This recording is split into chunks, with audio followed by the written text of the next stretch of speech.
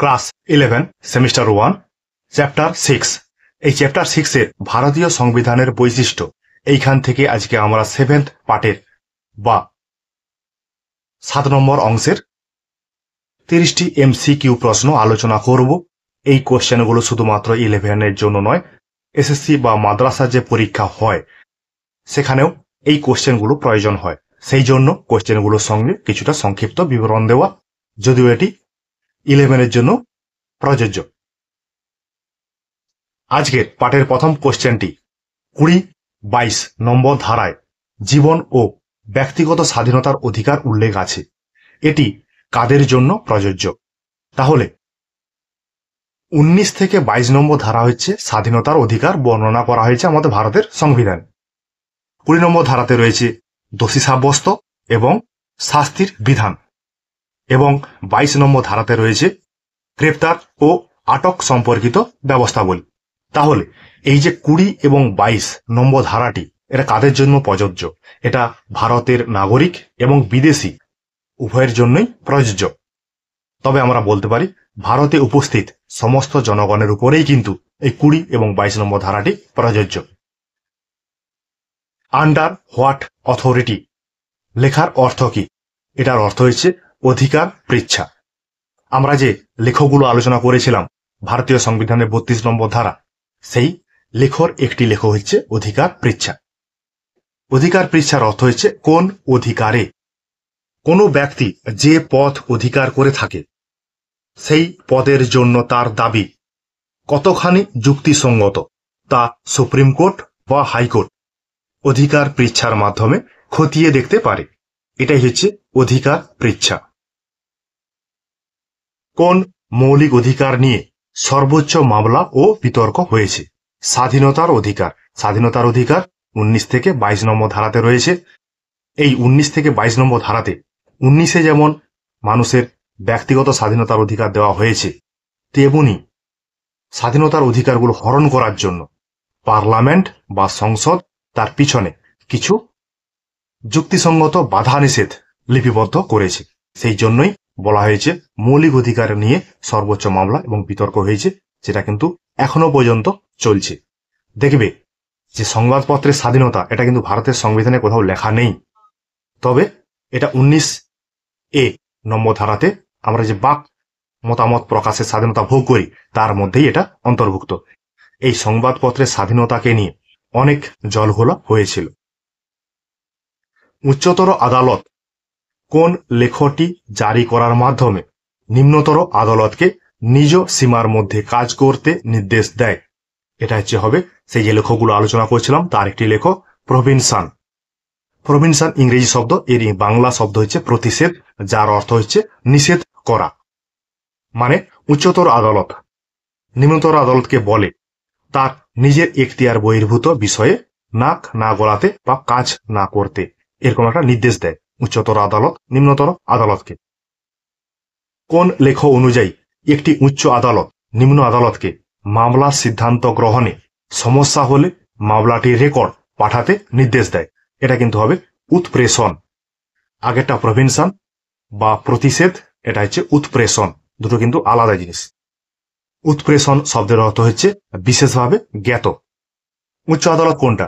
Supreme court. সেখানে নিম্নোক্ত আদালত বলতে হাইকোর্ট।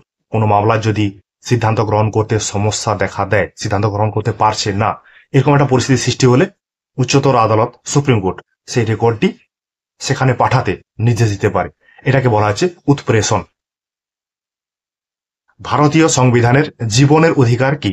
জীবনের অধিকার হচ্ছে মৌলিক অধিকার।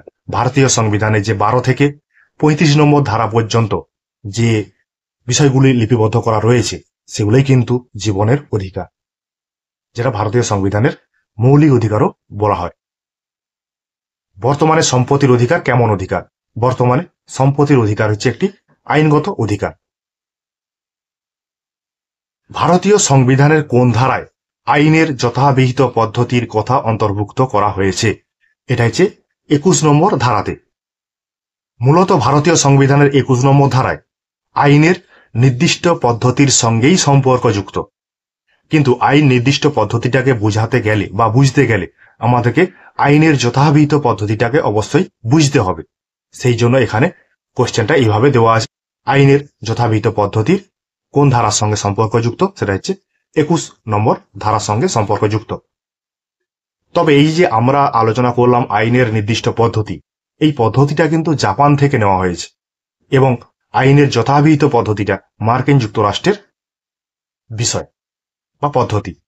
মূলত জাপান থেকে যে আইনের নির্দিষ্ট পদ্ধতিটা নেওয়া হয়েছে সেটাই কিন্তু 21 নম্বর ধারায় লিপিবদ্ধ করা রয়েছে। আর আইনের নির্দিষ্ট পদ্ধতি আলোচনা করতে গেলে আইনের যথাবিহিত পদ্ধতিটা চলে আসে, যেটা আমরা আলোচনা করলাম। রাষ্ট্র পরিচালনার নির্দেশমূলক নীতি বলতে কি বোঝো? রাষ্ট্র পরিচালনার নির্দেশমূলক নীতি বলতে কতকগুলি নির্দেশ যা রাষ্ট্র মেনে চলে। এই রাষ্ট্র পরিচালনা নির্দেশমূলক নীতি ফেবিয়ান সময়তন্ত্র এবং আয়ারল্যান্ডের সংবিধান থেকে ভারতের সংবিধানে গ্রহণ করা হয়েছে। এই বিষয়টা আমরা আগের অধ্যায়ে এমসিকিউতে আলোচনা করেছি যে রাষ্ট্র পরিচালনার নির্দেশমূলক নীতিটা কোথা থেকে বা কোন দেশ থেকে গ্রহণ করা হয়েছে, আয়ারল্যান্ডের সংবিধান থেকে। রাষ্ট্র পরিচালনার নির্দেশমূলক নীতি কি আদালতে বিচারযোগ্য? রাষ্ট্র পরিচালনার নির্দেশমূলক নীতি আদালত কর্তৃক বিচারযোগ্য নয়। ভারতীয় সংবিধানের কত নম্বর ধারায় রাষ্ট্র পরিচালনার নির্দেশমূলক নীতির উল্লেখ রয়েছে? 36 থেকে 51 নম্বর ধারা পর্যন্ত। তাহলে 12 থেকে 35 মৌলিক অধিকার এবং 36 থেকে 51 নির্দেশমূলক নীতি। এই নির্দেশমূলক নীতিগুলি ভারতীয় সংবিধানের চতুর্থ পাঠে বা ফোর্থ পার্টে লিপিবদ্ধ করা রয়েছে। ভারতীয় সংবিধানে এই রাষ্ট্র পরিচালনার নির্দেশমূলক নীতিগুলি গ্রহণ করার কারণটা কি? কারণটা হচ্ছে এটাই, ভারতকে একটি জনকল্যাণকর রাষ্ট্র প্রতিষ্ঠা করার জন্য যেসব নীতিগুলি গ্রহণ করা একান্ত প্রয়োজন সেগুলি যাতে সরকার অনুসরণ করে সেগুলোকেই বলা হবে রাষ্ট্র পরিচালনার নির্দেশমূলক নীতি। ভারতীয় সংবিধানের কোন ধারায় ইউনিফর্ম সিভিল কোড এর উল্লেখ রয়েছে রাষ্ট্র পরিচালনার নির্দেশমূলক নীতিতে? এই ইউনিফর্ম সিভিল কোড মানে হচ্ছে একই দেওয়ানি বিধির ব্যবস্থা। সারা ভারতবর্ষে যাতে একই রকম আইন প্রচলিত থাকে, মানে হিন্দু মুসলমান খ্রিস্টান তাদের তো নিজস্ব ব্যক্তিগত ধর্মীয় আইন রয়েছে, তবুও ভারতবর্ষে বসবাস করতে গেলে সবারই কিন্তু একই রকম আইনের প্রয়োজন রয়েছে। সেই জন্য ইউনিফর্ম সিভিল কোডের কথা ভারতীয় সংবিধানের নির্দেশমূলক নীতিতে উল্লেখ রয়েছে। যদিও এই বিষয়টাকে নিয়ে কেন্দ্র সরকার বর্তমানে আলোচনা চালাচ্ছে যাতে এটাকে একটা অধিকারে বা আইনে পরিণত করা যায়। এই বিষয়টি ভারতীয় সংবিধানের 44 নম্বর ধারাতে উল্লেখিত রয়েছে। যদি ইউনিফর্ম সিভিল কোড মানে একই দেওয়ানি বিধি ব্যবস্থা প্রতিষ্ঠা করা যায় তাহলে কিন্তু ভারতবর্ষে জাতীয় সংহতি জাতীয় ঐক্য প্রতিষ্ঠা হবে বলে রাষ্ট্র দার্শনিকরা মনে করেন। সুবিধাজনক অধ্যয়নের জন্য নির্দেশমূলক নীতিগুলির কোন অংশগুলির শ্রেণীবদ্ধ করা যেতে পারে, মানে নির্দেশমূলক নীতিগুলির মধ্যে কি কি বিষয় রয়েছে বা সেগুলো দেখা যেতে পারে নির্দেশমূলক নীতির মধ্য দিয়ে কি কি রয়েছে? সমাজতান্ত্রিক বিষয়, গান্ধীবাদী বিষয় এবং উদারনীতিবাদী বুদ্ধিজীবী বিষয়।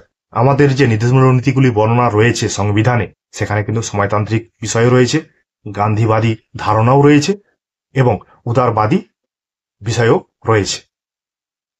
ওয়েলফেয়ার স্টেট বা জনকল্যাণকর রাষ্ট্রের চিন্তা ভারতীয় সংবিধানের কোথায় সযত্নে রক্ষা করা হয়? রাষ্ট্র পরিচালনার নির্দেশমূলক নীতিতে। জনকল্যাণকর বা ওয়েলফেয়ার স্টেট বিষয়টা হচ্ছে এরকমই, যেসব রাষ্ট্রে উদারনৈতিক ধারণা সমাজতান্ত্রিক ধারণা পাশাপাশি চলবে, যেখানে জনগণ ব্যক্তিগত উদ্যোগও ভোগ করতে পারবে এবং রাষ্ট্রীয় উদ্যোগও ভোগ করতে পারবে, এরকম একটা যে ব্যবস্থা ভারতীয় সংবিধানে লিপিবদ্ধ করা হয়েছে, আর সেগুলোরই প্রতিফলন হচ্ছে রাষ্ট্র পরিচালনার নির্দেশমূলক নীতি। সেই জন্য এখানে কোশ্চেনটা এরকমই রয়েছে, ভারতীয় সংবিধানের কোথায় ওয়েলফেয়ার স্টেটের বিষয়ে বর্ণনা রয়েছে রাষ্ট্র পরিচালনার নির্দেশমূলক নীতিতে। ভারতীয় সংবিধানে কোথায় আন্তর্জাতিক শান্তি ও নিরাপত্তার উৎসাহ প্রদান করা হয়েছে? রাষ্ট্র পরিচালনার নির্দেশমূলক নীতিতে। ভারতীয় সংবিধানের 51 নম্বর ধারাতে আন্তর্জাতিক শান্তি ও নিরাপত্তার কথা বলা রয়েছে। সংবিধানের কত নম্বর ধারায় কৃষি ও পশুপালন নিয়ে আলোচনা করা হয়েছে? এটা হচ্ছে 48 নম্বর ধারাতে। শাসন বিভাগ ও বিচার বিভাগকে পৃথক করার বিষয়টি সংবিধানের কোন অংশে অন্তর্ভুক্ত? রাষ্ট্র পরিচালনার নির্দেশমূলক নীতিতে শাসন বিভাগ এবং বিচার বিভাগকে যে পৃথক করা হয়েছে সেই বিষয়টি উল্লেখিত রয়েছে। এটা ভারতীয় সংবিধানের 50 নম্বর ধারাতে লিপিবদ্ধ রয়েছে।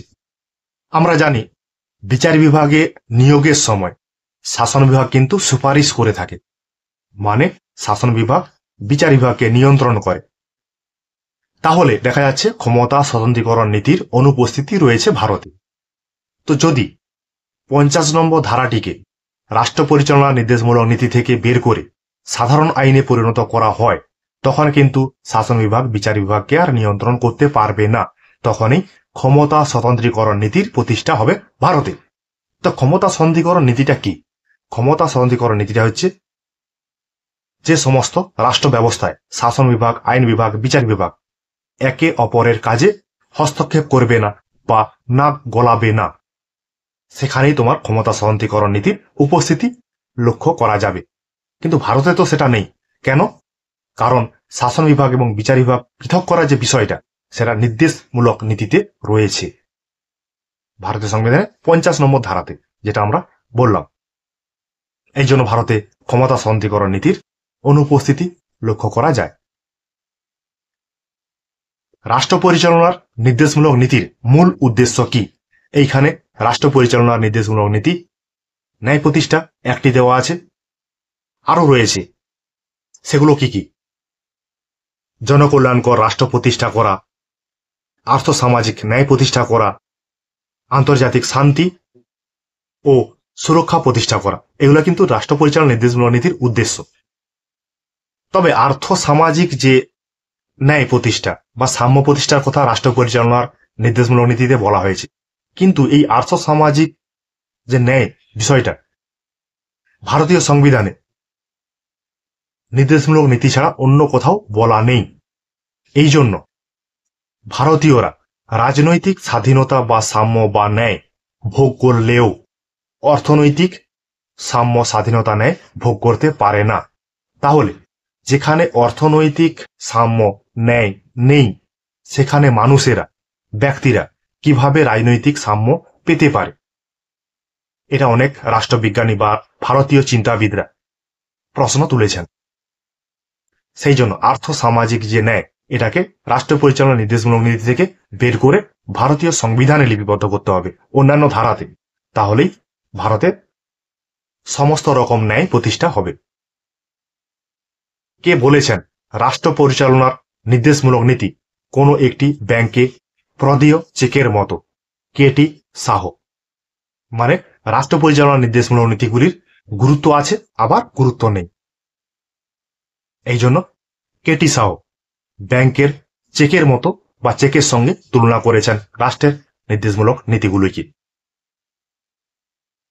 রাষ্ট্র পরিচালনার নির্দেশমূলক নীতিগুলি হল সংবিধানের বিবেক স্বরূপ, যার মধ্য দিয়ে সংবিধানের সামাজিক দর্শনের প্রকাশ ঘটে। এই কথাটি কার? এই কথাটি হচ্ছে গ্রেনভিল অস্টিনের।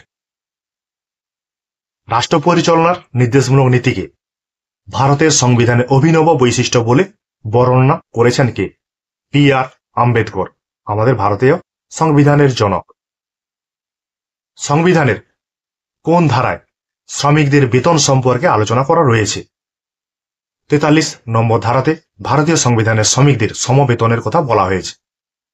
মানে শ্রমিকদের ন্যূনতম বেতনের ব্যবস্থা করতে হবে, সমান কাজের জন্য সমান বেতন দিতে হবে। তাতে সামাজিক যে বৈষম্যটা, সেটা দূরীভূত হবে। এখনো অনেক জায়গাতে আছে, দেখবে যে দুজনেই কাজ করছে, কিন্তু একজনের বেতন বেশি, আরেকজনের বেতন কম। এটা যাতে না হয়, সেই জন্য ভারতীয় সংবিধানের রাষ্ট্র পরিচালনার নির্দেশমূলক নীতিতে শ্রমিকদের সমান বেতনের কথা বলা হয়েছে 43 নম্বর ধারাতে। দেখো তারপরে রয়েছে সমান কাজের জন্য সমান বেতন বিষয়টি কোথায় অন্তর্ভুক্ত রয়েছে? নির্দেশমূলক নীতিতে। তবে সমান কাজের জন্য সমান বেতনের যে বিষয়টি, এটা রাষ্ট্র পরিচালনার নির্দেশমূলক নীতিতে বর্ণিত থাকলে হবে না। সেটাকে রাষ্ট্র পরিচালনার নির্দেশমূলক নীতির যে ধারাগুলো রয়েছে সেখান থেকে বের করে এনে সাধারণ আইনে পরিণত করতে হবে। তাহলে সমাজে সাম্য প্রতিষ্ঠা হবে। না হলে যেরকম বৈষম্য রয়েছে সেই বৈষম্যই থেকে যাবে। নির্দেশমূলক নীতি লঙ্ঘিত হলে কোথায় এর প্রতিকার পাওয়া যায়? বিচার বিভাগীয় পদ্ধতি দ্বারা কোনো প্রতিকার পাওয়া যায় না। মানে কেন? কারণ রাষ্ট্র পরিচালনার নির্দেশমূলক নীতি আদালত কর্তৃক বলবৎযোগ্য নয়। যদি কোনো বিষয়কে নিয়ে রাষ্ট্র পরিচালনার নির্দেশমূলক নীতির সঙ্গে মৌলিক অধিকারের দ্বন্দ্ব বিরোধ বাঁধে, তাহলে কিন্তু বিচার বিভাগ সবসময় মৌলিক অধিকারকে প্রাধান্য দেবে, রাষ্ট্র পরিচালনার নির্দেশমূলক নীতিকে নয়। সংবিধানের কত নম্বর ধারায় রাষ্ট্র কল্যাণের উদ্দেশ্যে সামাজিক শৃঙ্খলা বজায় রাখার ব্যবস্থা গ্রহণ করেছে? 38 নম্বর ধারাতে। মানে সমাজ যাতে সামাজিক, অর্থনৈতিক, রাজনৈতিক সাম্য প্রতিষ্ঠা হয় তার জন্য ব্যবস্থা করার কথা বলা হয়েছে সংবিধানের 38 নম্বর ধারাতে। সংবিধানের কত নম্বর ধারায় বলা হয়েছে সম্পত্তি ও উৎপাদনের পদ্ধতি মুষ্টিমেয় মানুষের হাতে কেন্দ্রীভূত হবে না? 39 নম্বর ধারাতে। মানে অর্থনৈতিক বৈষম্যকে দূর করতে হবে। সেই জন্যই, সেই উদ্দেশ্যেই 39 নম্বর ধারাতে এমন একটি বিষয়ের কথা উল্লেখ রয়েছে। তবে আমরা দেখছি যে যার হাতেই অর্থ রয়েছে, টাকা রয়েছে, সেই কিন্তু দিনে দিনে ধনী হয়ে যাচ্ছে, আর যাদের হাতে টাকা নেই তারা কিন্তু দিনে দিনে গরিবে পরিণত হচ্ছে। মানে সমাজে অর্থনীতিকে কেন্দ্র করে বৈষম্যের সৃষ্টি হচ্ছে। এর মূল কারণ 39 নম্বর ধারাটিতে যে বিষয়গুলি লিপিবদ্ধ রয়েছে সেটা নির্দেশমূলক নীতির অন্তর্ভুক্ত বিষয়। এই বিষয়গুলোকে নির্দেশমূলক নীতি থেকে বের করতে হবে। কিন্তু সমাজে যারা প্রভাবশালী তারা কিন্তু কোনোভাবেই এটা চাইবে না 39 নম্বর ধারাটিকে রাষ্ট্র পরিচালনার নির্দেশমূলক নীতি থেকে বের করে সাধারণ অধিকারে বা সাধারণ আইনে পরিণত করতে। 45 নম্বর ধারা অনুসারে কত বছর বয়সী শিশু পর্যন্ত প্রাক শৈশব যত্ন ও শিক্ষার কথা বলা হয়েছে? 6 বছর। 6 থেকে 14 বছর বয়স্ক যে সমস্ত শিশু রয়েছে তাদেরকে অবৈতনিক এবং বাধ্যতামূলক শিক্ষা প্রদান করা রাষ্ট্রের কর্তব্য। সেই জন্য ভারতীয় সংবিধানের 45 নম্বর ধারাতে এই বিষয়ের উল্লেখ রয়েছে। 51A নম্বর ধারায় কতগুলি মৌলিক কর্তব্যের উল্লেখ রয়েছে? মৌলিক কর্তব্যের উল্লেখ রয়েছে 11টি। এটা কি? এটা হচ্ছে আমরা যে অধিকারগুলো পাচ্ছি সেই অধিকার পাওয়ার জন্য কিছু কর্তব্য আমাদেরকে পালন করতে হবে নাগরিক হিসাবে। সেই কর্তব্যগুলোই 51A নম্বর ধারাতে লেখা রয়েছে, আর সেটার সংখ্যা কত? 11টি। এটা যে ভারতীয় সংবিধানের চতুর্থ অংশ রয়েছে, পাঠ রয়েছে, সেই চতুর্থ পাঠের এ নামে একটি পাঠ যোগ করা হয়েছে, সেখানেই 11টি বিষয় লেখা রয়েছে। তবে মূল সংবিধানে মৌলিক কর্তব্য সম্পর্কে কোন রকম কোনো বিষয় আলোচনা বা লিপিবদ্ধ ছিল না। পরবর্তীকালে 1976 সালে 42তম সংবিধান সংশোধনের মাধ্যমে 10টি মৌলিক কর্তব্যের অন্তর্ভুক্ত করা হয় ওই 51A নম্বর ধারাতে। তো পরবর্তীকালে 2002 সালে 86তম সংবিধান সংশোধন যখন হয় তখন আরেকটি মৌলিক কর্তব্য অন্তর্ভুক্ত করা হয়, আর সেই মৌলিক কর্তব্যটা হচ্ছে এটাই, 6 থেকে 14 বছর বয়স্ক সমস্ত শিশুকে অবৈতনিক এবং বাধ্যতামূলক শিক্ষা প্রদান করা রাষ্ট্রের কর্তব্য। কোন কমিটির প্রস্তাবে ভারতীয় সংবিধানে মৌলিক কর্তব্যের বিষয়টি যুক্ত হয়েছে? মৌলিক কর্তব্যের বিষয়টি যুক্ত হয়েছে শরণ সিং কমিটির সুপারিশে। তাহলে মৌলিক অধিকার বিষয়গুলি যুক্ত হয়েছিল কোন কমিটির সুপারিশে? সপ্রু কমিটি, আর এটা হচ্ছে শরণ সিং কমিটি। কোন সংবিধান সংশোধনীকে মিনি কনস্টিটিউশন বলা হয়? 42তম সংবিধান সংশোধনকে। কারণ এই 1976 সালের 42তম যে সংবিধান সংশোধনটি হয়েছিল সেখানে প্রায় সংবিধানের অনেক ধারা উপধারা যোগ হয়েছিল, যুক্ত করা হয়েছিল। সেই সময় ভারতের প্রধানমন্ত্রী কে ছিলেন? ইন্দিরা গান্ধী। তার দ্বারাই ভারতীয় সংবিধানের বহু অংশ সংযোজন বিয়োজন করা হয়েছিল। সেই জন্য 42তম সংবিধান সংশোধনকে মিনি কনস্টিটিউশন বলা হয়। ঠিক আছে, তোমাদের সামনে ভারতীয় সংবিধানের যে বৈশিষ্ট্য, ষষ্ঠ অধ্যায়, সেইখান থেকে সপ্তম পাঠের 30টি এমসিকিউ প্রশ্ন আলোচনা করা হলো। ঠিক আছে, দেখবে, পড়বে, বন্ধুদের সঙ্গে শেয়ার করবে, লাইক কমেন্ট অবশ্যই করবে। ঠিক আছে, তোমাদের জন্য আমার এই কিঞ্চিত প্রয়াস।